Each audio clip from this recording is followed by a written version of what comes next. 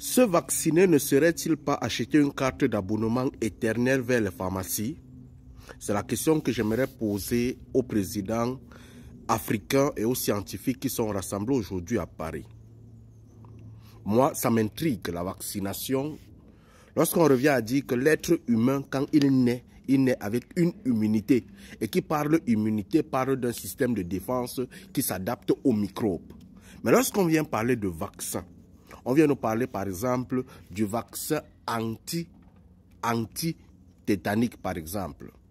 Et si on sait que le tétanos a des mutations, on va dire qu'on a fabriqué le vaccin anti-tétanique A. Laissons même le tétanos, parlons du corona, qui est passé hier, il y a cela quelque temps.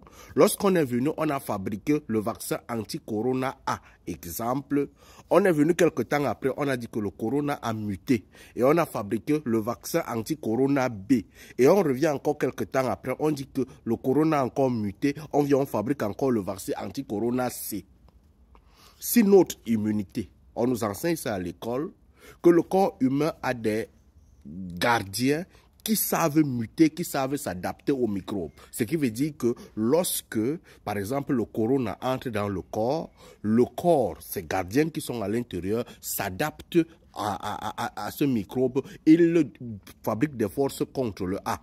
Et lorsque celui-ci mute, les forces qui sont dans le corps fabriquent des gardiens contre le B. Lorsqu'il mute, il devient C, le corps fabrique encore d'autres gardiens qui s'adaptent contre le C. Mais chaque fois qu'un virus a muté, on est obligé de fabriquer un autre vaccin. Si on considère que le monde a 10 milliards de microbes, est-ce qu'on ne devrait pas faire 10 milliards de vaccins dans le corps humain? Mais si on nous oblige à faire 25-30 vaccins durant le cours de notre vie, les autres microbes qui entrent dans le corps, comment est-ce que le corps fait pour pouvoir les combattre puisqu'il n'y a pas les vaccins dans notre corps? C'est une question assez importante.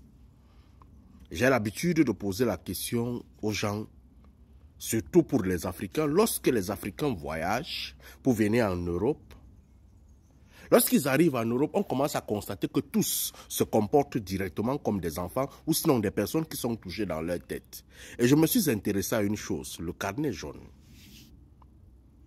Normalement, on nous enseigne à l'école que le vaccin est un préventif. Il prévoit la maladie.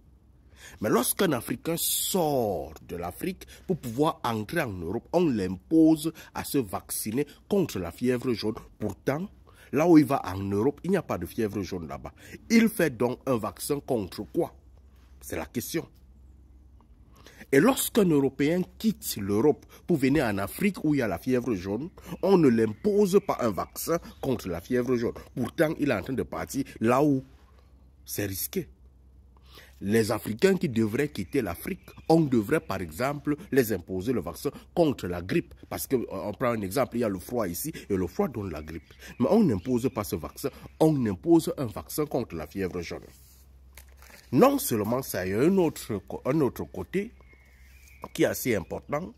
Lorsqu'une personne a perdu son carnet jaune, on dit que dans ta vaccination, tu as une vaccination contre la fièvre jaune à vie. Quand on met ça dans ton corps, tu as ça à vie. C'est un virus qu'on a installé dans ton corps. Mais lorsque tu as perdu le carnet jaune, on t'impose à faire un autre vaccin contre la fièvre jaune.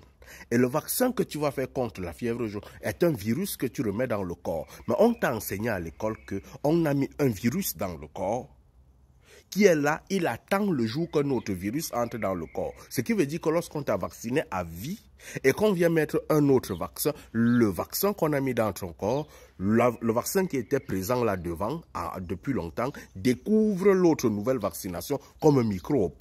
Alors il commence à l'attaquer. Ce qui veut dire que 2-3 vaccins contre la fièvre jaune deviennent nocifs et dangereux dans ton corps. On ne nous dit pas ça à l'école, on ne réfléchit pas par rapport à ça. Aujourd'hui, beaucoup de présidents africains sont assis en France, ils sont en train de faire une conférence pour les vaccins.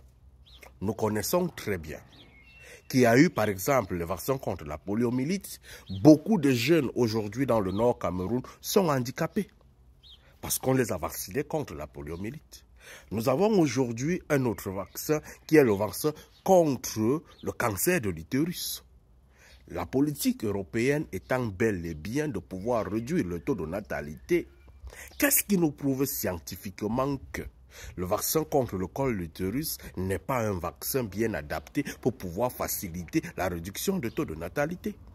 C'est des questions qu'on devrait se poser, c'est des questions que j'aimerais que les présidents africains puissent répondre. Et ceux qui connaissent savent que beaucoup de ces personnes qui se sont vaccinées contre le cancer de l'utérus se sont retrouvés même peut-être en train d'être opérés du cancer de l'utérus. Ceux qui n'étaient pas vaccinés n'ont pas été atteints de cette maladie. Il y a d'autres maladies aujourd'hui, le cancer du sang. Lorsqu'on naissait, on n'entendait pas trop parler. Mais avec l'avènement des vaccins, il paraît que ça augmente de plus en plus. Moi, je pose juste des questions. Ce sont des interrogations d'ordre philosophique pour qu'on puisse trouver des réponses. Est-ce que se vacciner n'est pas peut-être acheter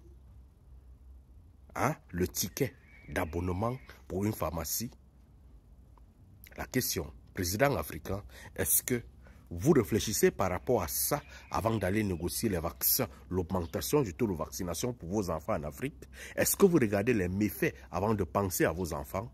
Est-ce que on réfléchit un peu? Allume ton cerveau, mon frère.